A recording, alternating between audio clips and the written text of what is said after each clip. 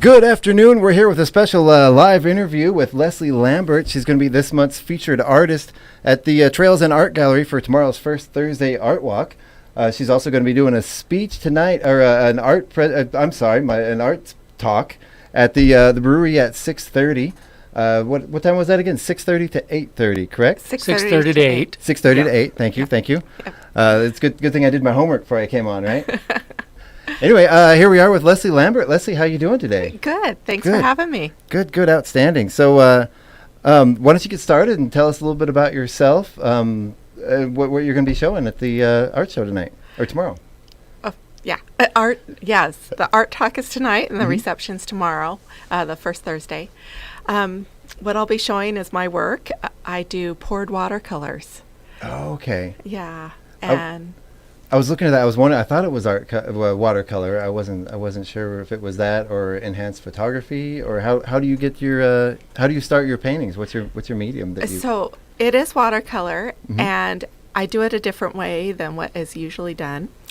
I will draw out the image, and after it's drawn out, I use a resist to save the white of the paper, and then I pour the paint across the surface of the paper. Okay. And then when it dries, I will mask out the next layer that I want, or use that resist. It's called masking fluid. And I put that on the parts that I want to save, and then I pour again. And I'll do that about 4 or 5 times. And then I don't quite know what I'm going to get at the end. Yeah. And I peel it off, and it's like opening a package or a present. It's just a surprise. It's so much fun. And then I take those paintings and I mount them on a panel and I varnish them so that they don't need to be put under glass. Oh, wow. Wow, that's amazing. So these are original paintings. You don't start with the photograph, correct? I do start with photographs sometimes. Sometimes I'll, sketch out from several different photographs, and then I transfer that onto a piece of watercolor paper. I use Photoshop as my sketchbook in a way. I'll take different parts of different photos, or if there's a photo I've taken that just fits perfectly, I'll do that. But I will work on that in Photoshop, and then I figure out how to transfer that onto my paper, and then I start the pouring process. That's fantastic. So you're using technology, you're using paint, you're using physical, I guess you'd almost call it like a stencil like thing is what you're describing, right? In a way, yes. Yeah. Yes. Oh, wow. I love that. So all kinds of medias, that's fantastic. So why don't you tell us, I heard something about you were teaching at a university in Canada for a while? Yes. So I teach at the University of Victoria in Victoria, British Columbia. Okay. I was there for several years, and I can still go back if I want to, but I'm here now. And I will be starting to teach at the College of Southern Idaho, or actually I started last week. Oh, wow. I started. Yeah. And I'm up here for this week for the show, but I'm teaching down there now just during the school year, and then I'm back here during the summers. Wow, fantastic. So about when in your life did you get into doing this? What was your story behind how you got started? Well, from the very beginning when I started painting and started showing, I was asked, do you teach? And I thought, yeah, I can teach. Didn't really want to, but I will try it. And I discovered I loved it. And part of the reason why I didn't want to teach is my mother and my father are both teachers, and I knew what it was like to be in a classroom. Right. And I thought, it's so much work. I don't want to do that. But teaching art, I ended up teaching a lot of private lessons, and then I started teaching at community centers and senior centers, and I loved it. And from there, I started teaching when I moved to Canada. I moved there in 2006. I started teaching at resorts all over the island and different islands and all over British Columbia, including wineries. I was asked to teach, and I had so much fun doing that. Then I went on to teach in Spain. And while I was doing that, I thought, you know what, I want to get a master's degree. I looked into a master's of fine arts, but all the programs were mostly installation art, and I wanted to stick with my painting. So I ended up at a master's of art education at the University of Victoria, Okay. where I was able, it was more studio based rather than education based. So I ended up exploring a lot of what I did and creating more work and figuring out the pores. And then after I graduated, I started teaching there. I was asked to teach, and I started teaching. And I taught digital arts along with painting, and I loved it. Oh, nice. So they didn't want to get rid of you, basically. They didn't want you to leave. No, I left for other reasons. That's awesome. So I like hearing from artists. When did the bug bite you? Like, at what age did you really become? You decided, I'm going to be an artist. This is what I want to do with my life. Well, it's a funny story. My mother decided I was going to be an artist. Oh. Yeah. So I guess she was sick of me just sitting around the house. Actually, I think she was sick of me organizing her cupboards. Oh. So, because we didn't really have TV. That's another story. How old were you when this was? I was 13. Okay. So before that, though, we had moved to Washington, D.C. Mm-hmm. My mother was thrilled because she got to go to the National Gallery of Art. When I was 9, we had just moved there, and she took me to the National Gallery to see a Rodin exhibit. Ooh. And if you know Rodin, it's yeah. a lot of naked men, Right. life-size naked men. And I was 9 years old thinking, Mom, why are you taking me to see this? But she introduced me to art by taking me to several galleries there in D.C. And then she tried to teach me how to draw. And I guess she saw something in me. Mm-hmm. And she gave me 1 year watercolor set, the ones with the tubes and some watercolor paper. And I was very annoyed because I was a preteen. I was 13. Well, 13-year-olds are annoyed at everything, pretty much. Exactly. Yeah. Exactly. And my 13-year-olds did, when they were 13, they did not organize cabinets. So, so I envy your mom there. Yeah, I think I rearranged her stuff too much. I take it. Yeah. So, she gave me the set and I shoved it under the bed. I didn't want anything to do with it. And 1 week I had bronchitis. I was now in 9th grade and I had bronchitis. And I also had an art teacher that kept pushing me, and I was annoyed with that too. Oh, yeah. Teachers and parents trying to tell you what to do. I know. But so I was home sick with bronchitis. My mother had cut the cord on the TV because my brothers were always fighting over it. Mm-hmm. We had no TV. I couldn't go back to school until I was better. And I did start to feel better. So being bored, I pulled out that watercolor set and I started painting, and it was like, wow, this is incredible. I love this. And I took those paintings into the teacher that I was annoyed with and said, look what I can do. She immediately took me over to the other teacher, which was the advanced art teacher, showed her my work, and being in 9th grade, she put me in the advanced art class, which was 11th and 12th graders. Yeah. So from then on, I started doing the art. They took watercolor away from me, though, and I did acrylic and oils for many years. I even went to a school that specialized in visual arts in the D.C. area. And then when I went to university, I was told you can't make a living in art. No. I know. And you really can't. To an extent, it's not a lucrative one. But is that true, Tim? There's some truth to that. Yeah. It's not an easy No, it's road. not easy. Right. But, you know, it makes life worth living. Oh, absolutely. And that's what I have discovered. And so then from there, I started a family. I thought I'd do scientific illustration, actually. I got my degree in zoology. Wow. And I thought I would draw dinosaur bones. That didn't work out. They were too exacting. They needed too much math. Right. And, you know, being an artist, I just was not keen on the math part of it. But those old drawings, you know, those old anatomical drawings and those old, they're so neat with the, you know, the little writing underneath. It's always in cursive, and I've always been fascinated by the old, you know, those old drawings of the, you know, the animal catalogs and all that. Yeah. I love them too. So I can understand that. I can Yeah. understand that. Yeah. So my first, I got back into art after I got my degree, and I started painting birds Mm-hmm. because I actually was a zookeeper at an aviary for a time, Wow. and started painting birds. But then I started a family and wanted to paint my children. Yeah. And painted my children, and by painting my children, I got several portrait commissions from that. And then in 2006, when we moved to Canada, and I started really teaching, I started painting other things besides portraits. Yeah. And I wanted to put the figure in the landscape, so I really focused on the landscape. And I love doing landscapes now. You can tell when you Yeah, see your work. Yeah. I really love it, and I love this area. So what brings you to the area? I was going to ask. My husband. Your husband?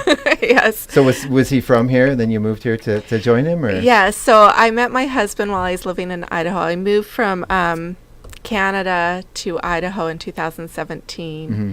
and he was there working a job. He builds processing plants. And Wow. a friend set us up, and I thought, oh, well, it'll just be dinner. That'll be nice. But, Right. we hit it off, and then he brought me up here, and as soon as I came up here, I fell in love with the place, and I fell in love with him, and Nice. he's from here, and then we married, and now Outstanding. there you go. Well, we're glad you're here. It's yeah, I love your work. It's the colors. It's yeah, it's beautiful. Thank Do you. you want to go ahead and tell us a little bit about what you brought with us today? And Tim, do you want to give us a little demonstration? For everybody watching at home, you can join in on Facebook. We're live streaming on Facebook. We're streaming on our YouTube channel and Twitch. You can join in and you can see these beautiful works of art. If not, she's going to be at the brewery tonight at 6:30 to do an art talk. And her work is featured right now at the Trails End Gallery. It'll be there for the art walk tomorrow night, and then I believe for the next 2 months. Is that correct, Tim? Yeah, through October. Yeah, through October. Thank you. Good. So, Chromatopia, let me tell you about the name first. Yeah. When I came here, I felt like this was my utopia. My paradise. I loved it, but I also love color. And so I combined the two, Chromatopia, and that's the meaning Nice. behind it. And most of the images in this show are from the area. And the first one Tim is showing is cows. This is called Cowabunga. Nice. And they're, I love the agricultural feel of the place and all the cattle farms and the dairy farms that are along the road. I live out at Deep Lake, and along Aladdin Road, I love seeing all the cows and the cattle that are out there. Yeah. And so I had to paint cows because it's part of my utopia. Nice. Nice. So do you want to? So was this at a local property, or was this? It's a composite of a few cows. It actually is from a friend's farm. And so I just took several cows photos that I had taken and put it together to make it flow a little bit better. And I love the little cow at the top that's peeking out. Mm-hmm. And actually, I took this one to Nebraska. I taught a course in Nebraska. Okay. And thought they need to know how to paint cows because that's what they have in Nebraska is Right. cows. And they really appreciated it. When I got there, the room that I taught in was actually the agricultural room, and they had models of cows. So I Nice. felt right at home. Well, you mentioned the eyes. What the first thing that struck me is you see their personalities in there. You can see their expressions and their sort of liveliness in there. It's really something. Yeah, and that's cows do have such personality. They really do. Yeah. We had a pet cow growing up. Her name did name you? was Bossy. Yeah. Yeah. She was just Bossy or Bossa? Bossy. Bossy, She was just our that's pet. Yeah. She loved to rake. We rake her back and scratch Yeah. her. Yeah. Oh, that's great. She was useless. We didn't do anything with her. Just pet her. Yeah. Yeah. We loved her like a dog. Oh, that's great. Yep. They are like big dogs. They really are. All right. What do we have next here? poster. Ooh, yeah. Yes, so that is a tractor. My husband was a little upset with me on this one because he said it should have been a John Deere because he owns a John Deere tractor. All the more reason to do something different, right? Yeah, but I couldn't resist the red. I love the red. Nice. And this actually is just down the road at the Quartzsite tree farm. Okay. Yeah. Oh, yeah. Yeah. So, I love that barn. We were there looking at trees one day, and the tractor was sitting there. And of course, I took photos because I take photos wherever I go. You never know when inspiration will strike. Right. And that barn is just amazing. So That's gorgeous. I ended up doing that from the photos that I had taken. Outstanding. Yeah. Okay, sorry I got lost in the painting there and forgot to talk for a second. It's all good. That's a good sign. Right? All right, so where's this from? This is up near Northport. It's actually a friend's property. He told me, I have a waterfall on my property and I need you to come see it because I'd love for you to paint it. Mm-hmm. And so he took me to his property and there was this waterfall. It was pretty amazing. He just looks at it out his back window. And he said growing up, they would swim down at the bottom there. And it made for a great pour. It just lended itself. And I decided to go with more lavender colors on it instead of the spring greens or the kind of the reddish color of the dirt in there. And part of that is the sky ended up being, and I did paint the sky with a brush. The sky ended up being that lavender color, and I thought, I'm going to give it a try with lavender.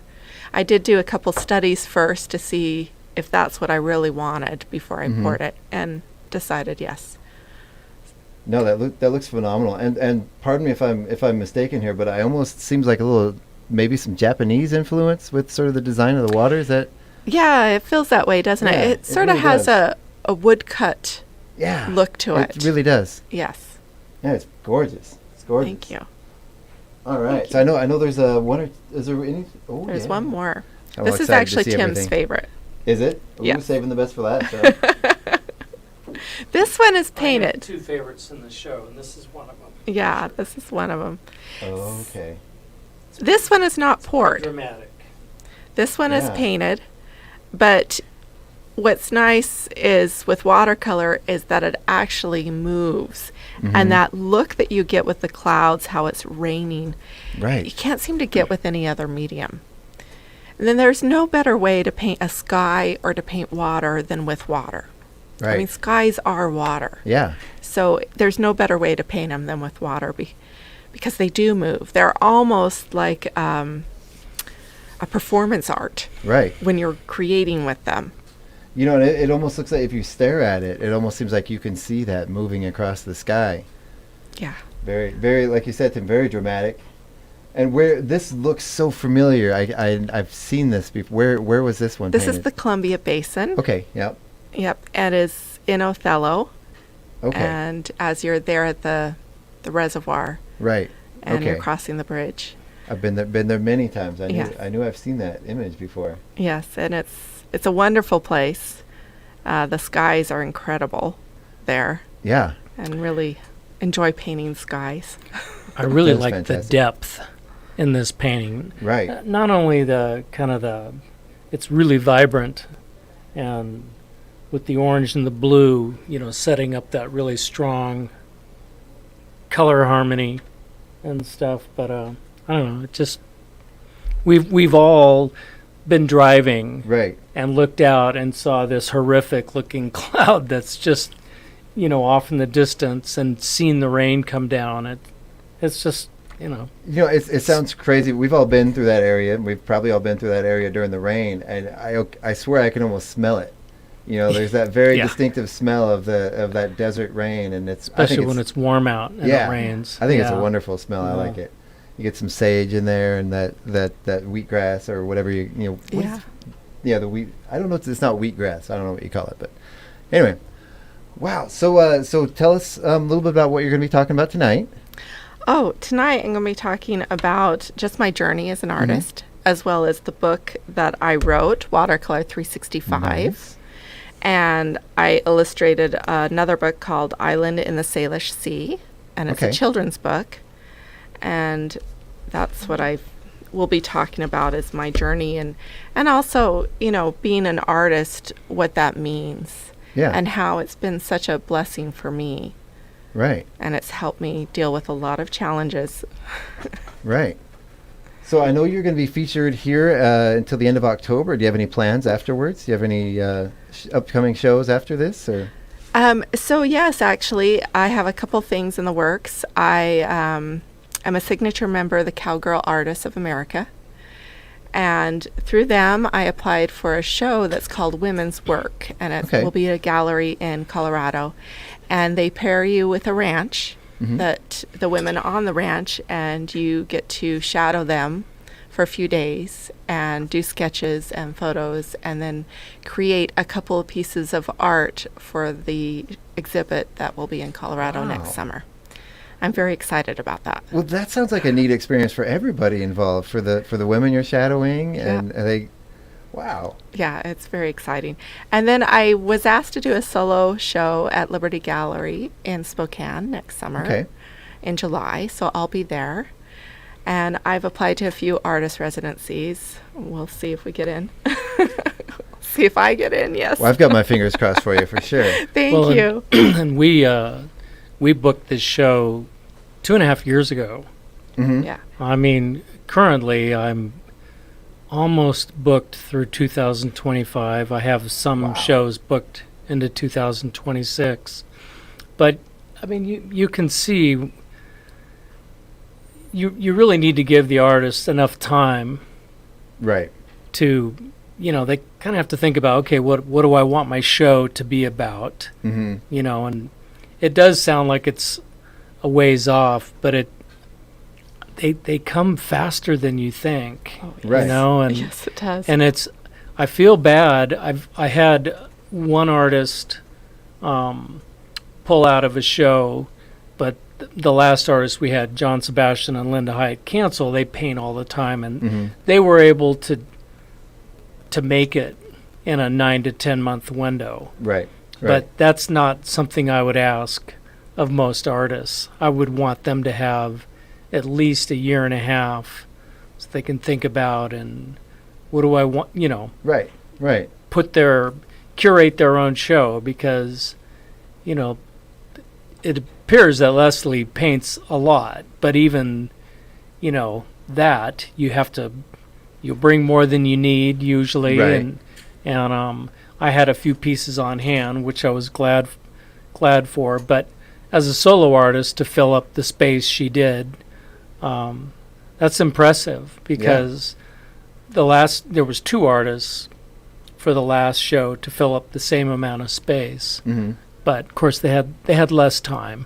Right. But so So what did you do to prepare for the show? Were these mostly originals specifically for this show? Yes, most of them were. Outstanding. Yeah, I painted a lot. Yeah. But it's not just, you don't just paint for the show. You have a life to live during that. Right. So I had commissions as well, Hmm. and teaching. And so, it's some of these pieces came from teaching, actually, because I would demonstrate for students, and ended up with a painting that goes, oh, wow, I can put that in the show. Oh yeah.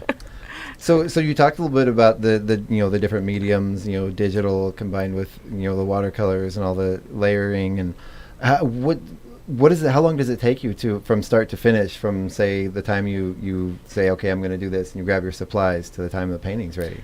So it depends on the size. I do Mhm. have one that's 40 by 60 inches in the show, Hmm. but most of them will only take me about 3 or 4 days. Oh, okay. Yeah, and that's if I have the day to dedicate to it. If Right. I have other things going on, sometimes it takes a week. Right. Does the thought process going into it, is that probably one of the most complicated parts? Yes, Yeah, actually I it figured. is. It is, because I have to think about it for a few days, and I have to go into, now the Photoshop is just my sketchbook. It's not, I don't print it out or anything, just Right. my sketchbook, but I'll sometimes go in and rearrange the composition and think about it, Mhm. but I'll also work on a couple pieces at a time. So Okay. while I'm working on one piece, I might be thinking about the next piece. Right. That's how I tend to work on projects. A few at a time, never actually finish any of them. Well, I think too, when people ask you, well, how long did it take you to do that? My response for most people is 40 years. Right. I've been a jeweler for 40 years plus art school. Yeah. Right. And it's not about time at this point. Exactly. You've figured out the market, your value, Yeah. and whether it's done in an hour or a week, it's almost irrelevant. It took Yeah. that life experience It does. to get to that point, to have all the information in your head and technique and everything else come together in that moment. And it took a long time to acquire that, Yeah. to do enough art, do enough jewelry or whatever, sculpture, ceramic, Yeah. anyone who's out there. Right. It's not about time at that point. Good. No. Yeah. Tony thank you for only. that. Tony answer. only in watercolors. He said the really good watercolors only take an hour plus a lifetime. Exactly. Exactly. Well, when I took watercolor in art school, my teacher, who was, he was a very prominent artist in the Northwest, and he just kind of looked at us and he said, if I get one painting out of every 28 to 30, he goes, it seems to take about 28 to 30 paintings for me to get one that I like, that I would consider showing. Hmm. And here was a guy, at the time I was just into my 20s, who was nearing retirement, who said that. It was like, wow, Yeah. and so it really made me think about that. That's really, even at that age, at his point in his career, and painting every day. It was watercolor mainly. He painted oils and stuff too. That he would say that was, especially with watercolor. I think with I don't consider myself a painter, but I would imagine with oil or acrylics, you can kind of linger over things longer. Watercolor to me is having done it, but also watching it being done and viewing it in the gallery. Right. It's kind of a magical process. You can see that there's so much that could happen. Right. Right. And it has a tendency to flow a little differently and Oh, yeah. more susceptible to weather conditions, I would imagine. Oh yes, humidity, temperature, all that. Yes, there is a difference, and it can be a challenge. Yeah, and you can't, like with oil paints, you can't layer colors on top of each other the same, and yeah. No. Interesting. But I love it. I love the dance. Nice. That's what I say. Love the dance. But it really is a stunning show. Yeah. Just I was over there a lot checking of it out vibrant earlier. colors. It's, yeah, I definitely recommend But- going and checking it out. It's going to be great. So tomorrow night is the big First Thursday Art Walk. First You want- Thursday, you want me to do the rundown? yeah, tell us of course, about who's Leslie gonna be there. Lambert at Trails in Yep. Gallery. Got Misty Savage and Ashley Ann Smith. They're both photographers at Flowery Trail Cafe. Mhm. Mara Vision at the McCunn Gallery, which is a collection of artists, Right. a lot of African art, really gorgeous stuff, and photographs to go with. Christina Hennings at Westhoff Excavation. I've only seen one piece of hers posted. She took it was a painted skull. It was pretty cool looking. Oh, nice. Anyway, it was like a deer skull Oh, okay. with antlers, but it was really beautifully done. Connie Davis, Chris Davis, Becky Goforth, and Mary McDougall are at the Spotlight Gallery, and there's a lot of stuff going on there. Yeah. Yeah, that's going to be I'm sure there's at the Aaron Huff Memorial painting, Center. Yep, Aaron Huff Yep. at Spotlight Gallery, and designed by Catherine Photography at the Yale Press. Some really beautiful photographs. I've had the Right. pleasure of having a look at those. and Nancy Bloom at Quartzite Brewing. Nancy's abstract, very colorful abstracts Yep. with the boys there at the brewery. And anyway, yeah, come on out tonight, 6:30 to 8. Leslie will be giving her art talk. We say 6:30. I'm there at 6:15 Okay. setting up. We usually don't start the talk till a little before 7. We wait. If I see people out in the parking Yeah. lot, I wait till people are seated and whatnot. Give some time for everyone to get their beverages. and Exactly. Everything in exactly. hand. And then it usually doesn't go more than half an hour, 40 minutes. And Okay. then I kind of close up shop real quick and I run over to the gallery and we do a soft open because we've always got people who come from out of town, Spokane. In this case, Leslie's got friends from up in Deep Creek, Northport area. And so they're already in town, so let's make sure they get to come over afterwards then. Right. And we just call that our little soft open. Yeah. But it's fun. We get anywhere from 10 to 30 people who come over and basically get a preview of the show for a half hour or so or until whenever they leave. And there we go. Very, very cool. And I want to take a minute here to talk about how amazing it is that the Yale Press is actually able to have an exhibition. I mean, near and dear to all of our hearts right now. Yes. Just overwhelming that they're actually able to be open, and they didn't even miss a beat, after unimaginable And tragedy. Margot's mural survived. How Yeah. incredible That's is that? That's- Yeah. Yeah.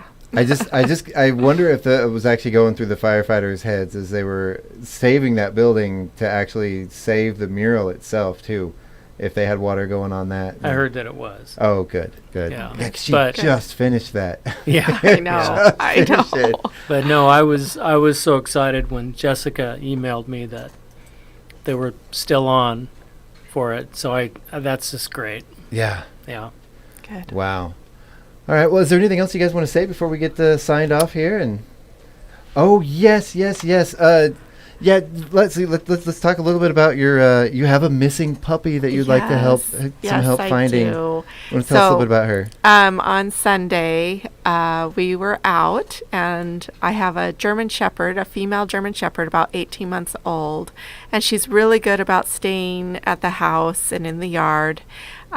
We were gone for about 90 minutes and came home and discovered she was missing. Oh no. And we looked everywhere, and we haven't found her.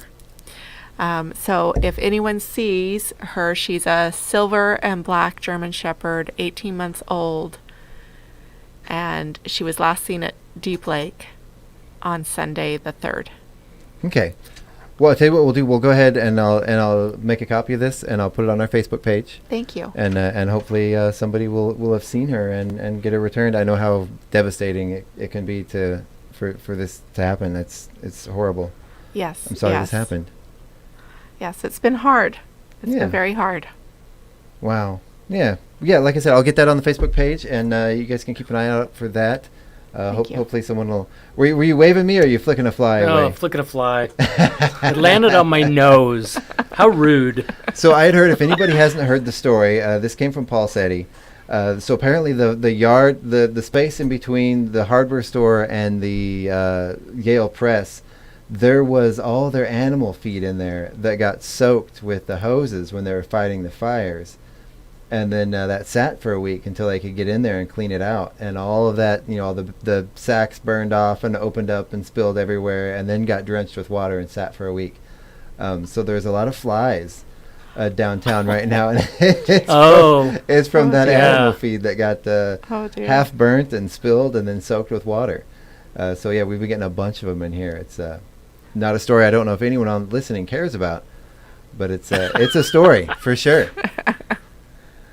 So yeah, before we sign off, I'd like to take some KCHW time here for a minute and let everyone know that we officially have a new morning show co-host for Wednesday morning, and I'm very, very excited about this. So the new Wednesday morning co-host is, you ready? It's going to be Sharon Ludwig. She's going to be our new Wednesday morning show co-host here every Wednesday, doing the whole morning show with us. One thing I'm really looking forward to is hearing her do the funny news stories and telling jokes on the air. That's going to be it's going to be great. And absolutely nobody knows what's happening in Chewelah better than Sharon Ludwig does. She has her finger on the pulse of Chewelah and will be able to tell us anytime what's happening. Also, we'd like to invite everyone to join us tonight from 6 to 8 p.m. for Music for the Mountain. Then 8 to 10 with Dirt Road Blues with our very own Dirt Road Doug McQuain live in the studio. Then from 10 to 11, we'll be learning about science and beyond and our planets with Planetary Radio, Sea Change Radio, Echo Shock, and Total, which comes from SETI as they continue their search for extraterrestrial life out there.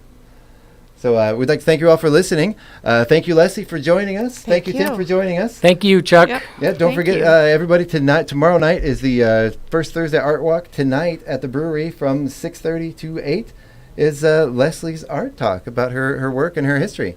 So once again, before we get signed off here, thank you all for listening to KCHW 102.7, Your Northern Lights Public Radio.